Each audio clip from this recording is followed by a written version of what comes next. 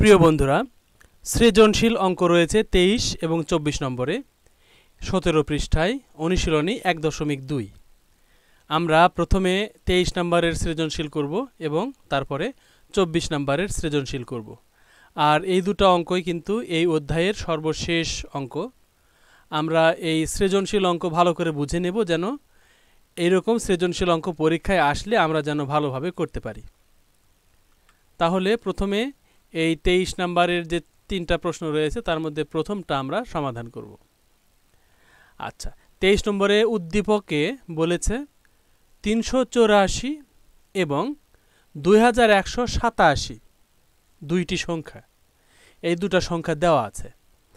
ক নম্বরে বলেছে যে প্রথম সংখ্যাটি মানে এই 384 এই সংখ্যাটা পূর্ণবর্গ সংখ্যা কিনা তা উৎপাদকের সাহায্যে যাচাই করো। তাহলে আমরা কিন্তু পূর্ণবর্গ বের করতাম দুটা পদ্ধতিতে সাধারণত, একটা হলো ভাগ পদ্ধতি আর একটা হলো উৎপাদক পদ্ধতি। তাহলে এখানে কিন্তু বলেই দিয়েছে যে ভাগ পদ্ধতি নয়, উৎপাদকের সাহায্যে আমরা এটা যাচাই করব। তাহলে আমরা এই 384 এই সংখ্যাটা লিখলাম, মানে প্রথম সংখ্যাটা লিখলাম, লিখে আমরা এটাকে দেখব যে কি দিয়ে ভাগ করা যায়। আমরা এইরকম লাইন ড্র করব, লাইন এঁকে নেব, নিয়ে এইখানে এই বাম পাশে লিখব যে সবচেয়ে ছোট কোন সংখ্যা দিয়ে এটাকে ভাগ করা যায়। প্রথমে দেখব 2 দ্বারা ভাগ করা যায় কিনা। আমরা জানি যে সংখ্যার একদম ডানে অর্থাৎ একক স্থানীয় অঙ্ক যদি জোড় সংখ্যা হয়, মানে 0, 2, 4, 6, 8 এই কয়টার মধ্যে কোনো একটা অঙ্ক যদি এখানে থাকে তাহলে অবশ্যই 2 দ্বারা ভাগ করা যাবে। তাহলে অবশ্যই এটাকে 2 দ্বারা ভাগ করা যাচ্ছে, কারণ একদম ডানে জোড় সংখ্যা রয়েছে, মানে এই যে 4 এটা একটা জোড় সংখ্যা। তাহলে 2 দ্বারা যদি ভাগ করি তাহলে আমরা কিন্তু 192 পাই। আচ্ছা, এখন দেখো আমরা আবার 192কে ট্রাই করব 2 দ্বারা ভাগ করা যায় কিনা। আমরা দেখো একদম ডানে জোড় সংখ্যা দেখতে পাচ্ছি, এই যে 2, তার মানে এই জোড় সংখ্যা থাকার কারণে এটাও 2 দ্বারা বিভাজ্য। তাহলে 2 দ্বারা ভাগ করলে, 2 দ্বারা 192কে ভাগ করলে আমরা 96 পাই। দেখো 96কেও আবার 2 দ্বারা ভাগ করা যাচ্ছে, কারণ একক স্থানীয় অঙ্ক বা একদম ডানে জোড় সংখ্যা আছে, তাহলে এটাও 2 দ্বারা ভাগ করা যাবে। তাহলে 2 লিখলাম, 2 দ্বারা 96কে ভাগ করলে 48, 48 দুগুণে 96। এখন দেখো 48কে আবার 2 দ্বারা ভাগ করা যাচ্ছে, কারণ ডানে জোড় সংখ্যা রয়েছে। তাহলে 48কে 2 দ্বারা যদি ভাগ করি তাহলে হয় এখানে 2 আর এখানে 4, মানে 24। আচ্ছা, 24কেও দেখো 2 দ্বারা ভাগ করতে পারি, ভাগ করলে হয় 12। 12কেও 2 দ্বারা ভাগ করা যায়, তাহলে 12কে 2 দ্বারা ভাগ করলে হচ্ছে 6। আবার 6কেও 2 দ্বারা ভাগ করা যাচ্ছে, 6কে 2 দ্বারা ভাগ করলে 3। এখন দেখো 3 একটা মৌলিক সংখ্যা, 3কে আর ভাগ করা যাচ্ছে না। এখন এই যে আমরা এই বাম পাশে যেগুলো 2 পেলাম আর নিচে যে 3, এইগুলোকে আমরা গুণ আকারে লিখব। মানে 384কে আমরা যদি ভাঙাই তাহলে এই সবগুলো 2 এবং এই 3 এইগুলো আমরা কিন্তু পাই। অর্থাৎ এই সবগুলো 2 গুণ করলে এবং তার সাথে 3 গুণ করলে আমরা 384 পাবো। অর্থাৎ 384 এর উৎপাদক হলো এই 2, এই 2, এই 2, এই 2, এই 2, এই 2, এই 2 এবং এই 3। এখন আমরা যদি দেখি যে এগুলো এই দুটা 2, এই দুটা মিলে এক জোড়া, আবার এই 2 আর এই 2 মিলে একটা জোড়া বাঁধি, আবার এই 2 আর এই 2 মিলে একটা জোড়া বাঁধি, তাহলে দেখো এই 2 এর কোনো জোড়া নাই, আবার এই 3 এরও কিন্তু কোনো জোড়া নাই। তাহলে আমরা দেখতে পাচ্ছি এখানে 2 ও 3 জোড়াবিহীন। আমরা জানি যে উৎপাদক যদি জোড়াবিহীন হয় তাহলে কিন্তু সেই সংখ্যাটা এই পূর্ণবর্গ নয়। সুতরাং আমরা বলতে পারি 384 সংখ্যাটি পূর্ণবর্গ নয়। আচ্ছা, তাহলে আমরা এটা উৎপাদকের সাহায্যে এটা যাচাই করলাম। আর যদি এখানে প্রশ্ন থাকতো যে ভাগ পদ্ধতিতে যাচাই করো, তাহলে এটা আমরা পূর্ণবর্গ ভাগ পদ্ধতি যেভাবে করতাম সেইভাবে আমরা করে দেখব যে নিচে কিছু না কিছু অবশিষ্ট রয়েছে, মানে ভাগশেষ শূন্য হয়ে যায়নি। আচ্ছা, যাই হোক, তাহলে এটা আমরা উৎপাদকের পদ্ধতিতে কি করলাম, যাচাই করলাম যে প্রথম সংখ্যাটা অর্থাৎ 384 এটা কিন্তু পূর্ণবর্গ সংখ্যা নয়। কি কারণে নয় সেটা হলো এখানে 2 আর 3 এর কোনো জোড়া আমরা এখানে পাচ্ছি না, জোড়াবিহীন আছে। আচ্ছা, এরপরে 23 এর খ নাম্বারটা দেখি। খ নাম্বার দেখো বলেছে দ্বিতীয় সংখ্যাটি, মানে এই যে 2187 এই সংখ্যাটা যদি পূর্ণবর্গ না হয় তাহলে বা তবে কোন ক্ষুদ্রতম সংখ্যা দিয়ে গুণ করলে এটি একটি পূর্ণবর্গ সংখ্যা হবে। পূর্ণবর্গ সংখ্যাটি কত? তার মানে এখানে আমাদের উত্তর হবে দুটা। সেই কোন ক্ষুদ্রতম সংখ্যা, সেই ক্ষুদ্রতম সংখ্যাটা বের করতে হবে, আর পূর্ণবর্গ সংখ্যাটা তাহলে কত হবে। তাহলে এই দুটা কিন্তু এখানে উত্তর হবে। আমরা এই যে দ্বিতীয় সংখ্যাটাকে, এই প্রথম সংখ্যাটাকে যেভাবে আমরা এই যে উৎপাদকে বিশ্লেষণ করেছি, এই দ্বিতীয় সংখ্যাটাকে এবার আমরা এইভাবে উৎপাদকে বিশ্লেষণ করব। তাহলে আমরা দ্বিতীয় সংখ্যাটা লিখে নিলাম 2187। এটাকে আমরা দেখব যে প্রথমে 2 দ্বারা ভাগ করা যায় কিনা। 2 দ্বারা ভাগ করা যাচ্ছে না, কারণ কি? কারণ হলো একদম ডানে বা একক স্থানীয় অঙ্কে জোড় সংখ্যা নাই, এখানে আছে 7 মানে বেজোড় সংখ্যা, এটাকে 2 দ্বারা ভাগ করা যাবে না। তাহলে এটাকে 3 দ্বারা ভাগ করা যায় কিনা সেটা আমরা কিভাবে বুঝবো? 3 দ্বারা ভাগ করার ক্ষেত্রে নিয়ম হলো এই অঙ্কগুলো যোগ করবে।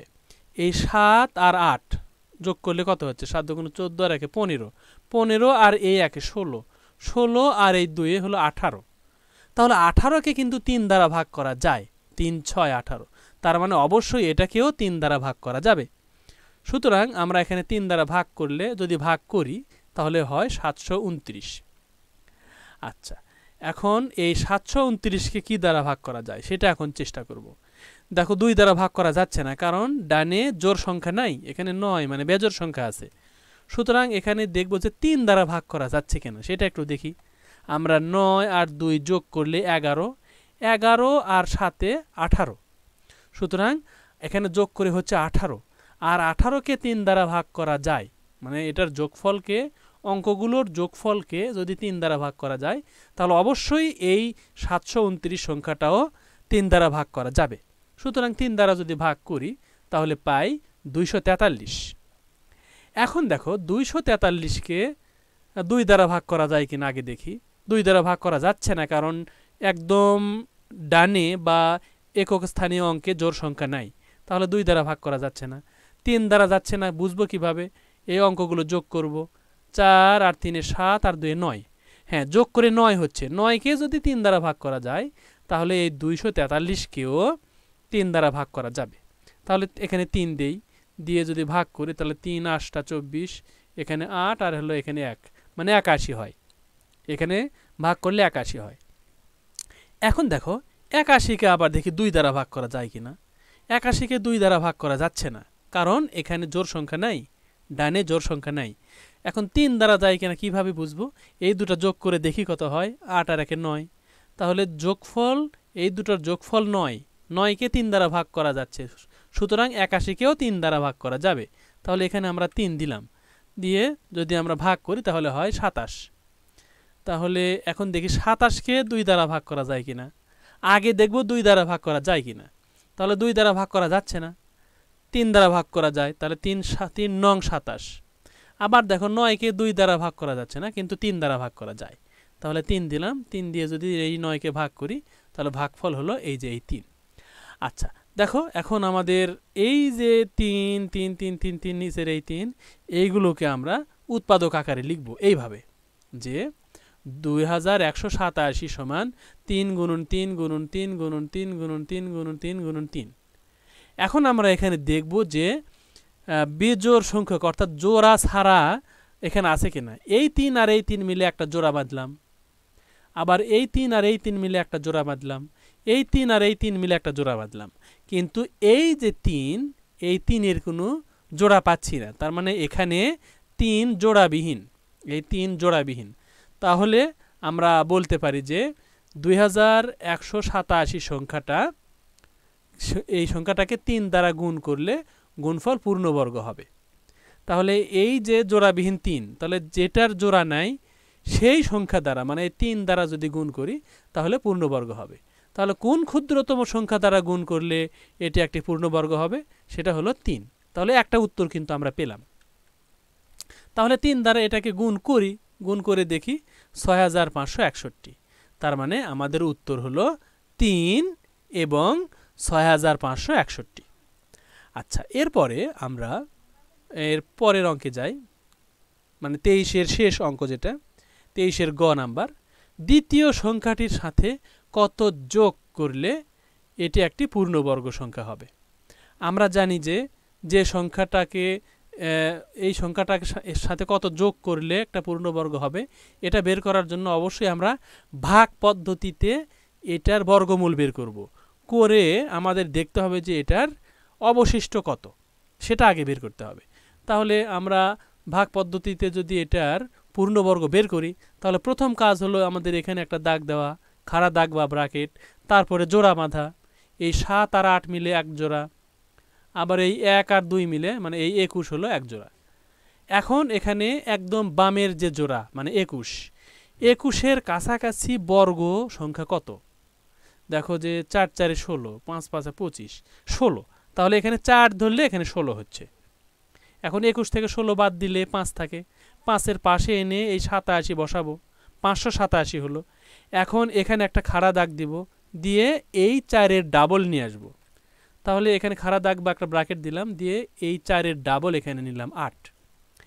এরপরে এখানে একটা অঙ্ক এবং সেই অঙ্ক আবার এখানে ধরবো, মানে একই অঙ্ক এই দুই জায়গায় ধরবো। এখানে 6 কেন ধরলাম? কারণ এখানে 6 ধরলে 86 হচ্ছে, 86-কে এই 6 দ্বারা গুণ করলে এই 587-র কাছাকাছি যাচ্ছে, 516। আর যদি এখানে 7 ধরি, তাহলে 87-কে 7 দ্বারা গুণ করলে 587 পার হয়ে যায়, এই জন্য আমরা 6 ধরলাম। এখন এটা বিয়োগ করলে আমরা দেখতে পাচ্ছি 71। এই 71 কিন্তু অবশিষ্ট থাকলো। এখন আমরা করব এই 46-এর পরের সংখ্যা। তার মানে 46-এর পরের সংখ্যা কত? 46-এর সাথে 1 যোগ করলে 47। তাহলে 47-এর এখন যদি বর্গ বের করি, তাহলে 47 গুণন 47, মানে 47-এর বর্গ বের করতে গেলে 47-কে 47 দ্বারা গুণ করতে হবে। তাহলে যদি গুণ করি তাহলে আমরা পাই 2209। আচ্ছা, এই যে 2209 এটা কিন্তু পূর্ণবর্গ সংখ্যা, কিন্তু আমাদের এখানে দেওয়া আছে 2187, তাহলে যোগ করতে হবে। সুতরাং বা অতএব যোগ করতে হবে এই 2209 থেকে এই 2100 মানে 2187 বাদ দিলে যেটা থাকে মানে 22। সুতরাং আমাদের উত্তর হবে এখানে 22। তার মানে দ্বিতীয় সংখ্যাটির সাথে 22 যোগ করলে যোগফল একটি পূর্ণবর্গ সংখ্যা হবে। আচ্ছা, এরপরে আমরা 24 নাম্বার শুরু করি, সৃজনশীল অঙ্ক, মানে সর্বশেষ যে অঙ্ক। এখানে বলেছে একটি সৈন্য দলকে, মানে এক দল সৈন্যকে 6 সারিতে সাজানো যায়, 7 সারিতে যায়, 8 সারিতে যায়। তার মানে 6, 7 এবং 8 এই সব সারিতে সাজানো যায়, কিন্তু বর্গাকারে সাজানো যায় না।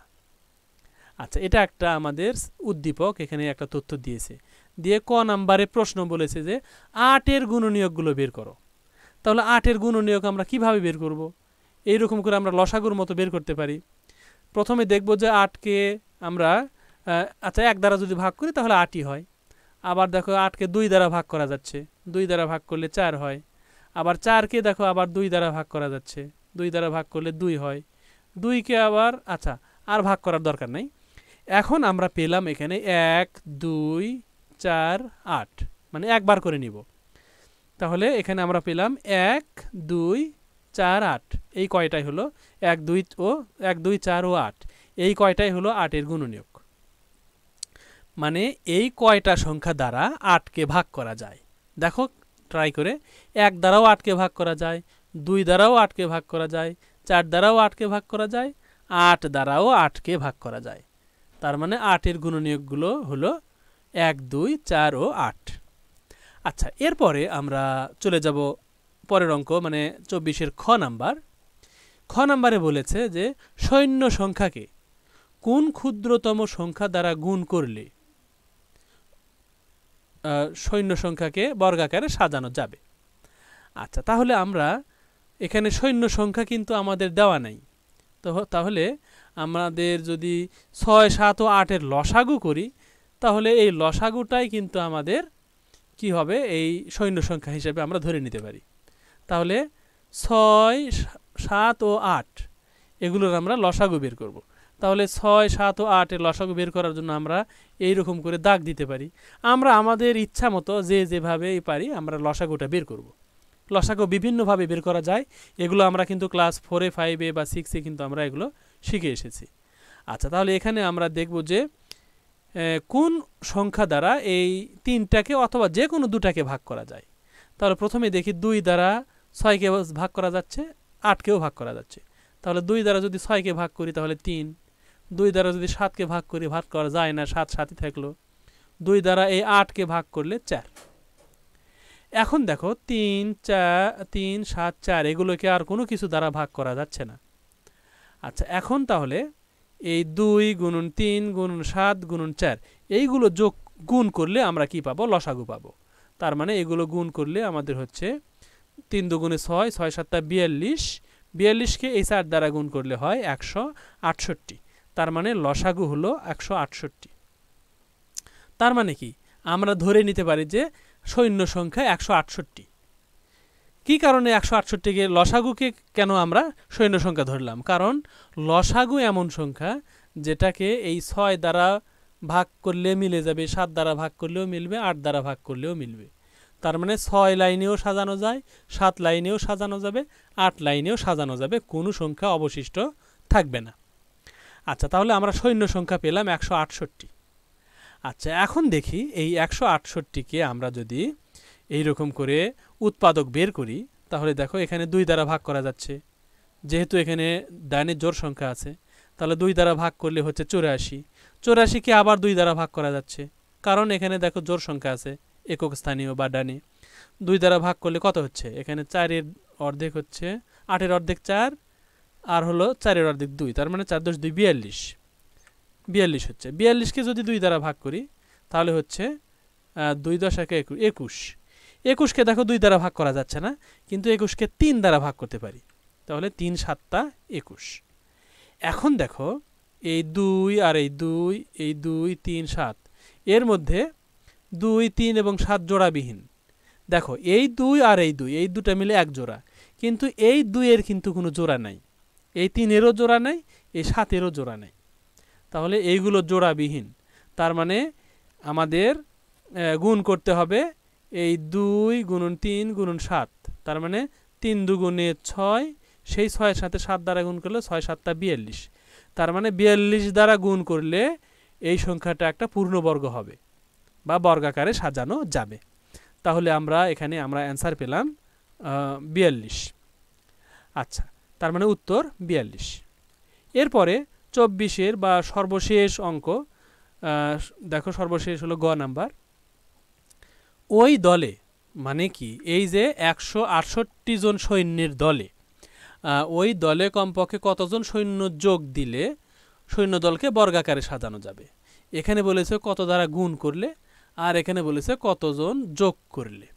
তাহলে গুণ করার ক্ষেত্রে আমরা অবশ্যই উৎপাদক বের করে দেখি যে জোড়াবিহীন কোনটা, আর যোগ করার সময় আমরা এই উৎপাদকভাবে বের করলে হবে না, যোগ করার সময় আমরা কি করব যে ভাগ পদ্ধতিতে বের করে আমাদের দেখতে হবে যে অবশিষ্ট কত থাকে। তাহলে এই 168কে আমরা ভাগ পদ্ধতিতে মানে এই বর্গমূল বের করব। তাহলে এখানে একটা খাড়া দাগ বা একটা ব্র্যাকেট দিলাম, দিয়ে জোড়া বাঁধব। এই 8 আর এই 6 মিলে এক জোড়া, আর এই 1টাকে জোড়া বাঁধানো যাচ্ছে না, 1 ফাঁকাই থাকলো। আচ্ছা, তাহলে আমরা এখানে 1 ধরতে পারি। 1 ধরলে 1 1কে 1, তারপরে আমরা বিয়োগ করলে এখানে 0 পাচ্ছি, 0 দেওয়ার দরকার নেই, আমরা এই 68কে নিচে নিয়ে আসি। এখন কাজ হলো এই 1-এর ডাবল এখানে নিয়ে আসা, এখানে একটা দাগ দিয়ে 1-এর ডাবল মানে 2 এখানে নিয়ে আসলাম।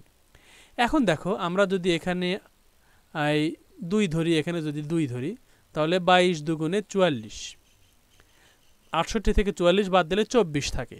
এই 24 কিন্তু অবশিষ্ট, এই 24 অবশিষ্ট। তাহলে অবশ্যই আমাদের 12-এর পরের সংখ্যা, অর্থাৎ 12-এর পরের সংখ্যা হলো 13। এই 13-র বর্গ কত? মানে 13-র বর্গ হলো 13 গুণন 13, তাহলে 13 13 169। আচ্ছা, তার মানে এই 169 জন সৈন্য যদি থাকতো তাহলে আমরা বর্গাকারে সাজাতে পারতাম, কিন্তু আমাদের সৈন্য আছে একজন শর্ট, মানে 168 জন। তার মানে আমাদের সৈন্য যোগ করতে হবে 159 থেকে এই 168 বাদ দিলে 1 জন, তার মানে এই একই হলো আমাদের উত্তর। আমরা দুটা সৃজনশীল অঙ্কই কিন্তু শেষ করলাম। আমরা এই রকম করে যে কোনো সৃজনশীল অঙ্ক একটু ভেবে চিনতে নিজের মতো করে আমরা সমাধান করব, এবং পরীক্ষাতে কিন্তু এই সৃজনশীল অঙ্কগুলোই এসে থাকে। তাহলে তোমরা এখন একটা হোমওয়ার্কের অ্যান্সার কমেন্টে লিখে দিবে যে 12 এর সাথে কত যোগ করলে যোগফল পূর্ণবর্গ হবে।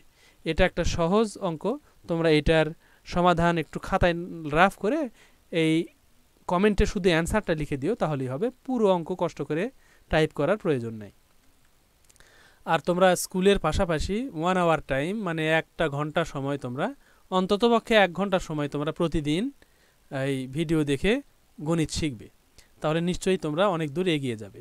কখনোই কিন্তু ক্লাসের মতো করে, মানে সরাসরি ক্লাসের মতো করে আমরা বা আমি কিন্তু এখানে শিখাতে পারছি না, অনেক সীমাবদ্ধতা আছে, তোমরা সামনে নাই। আর বুঝতে না পারলে তোমরা কমেন্ট করবে, সেটা আমি বুঝিয়ে দেব, কিন্তু সরাসরি কিন্তু আমরা এখানে সমাধান করে দিতে পারছি না।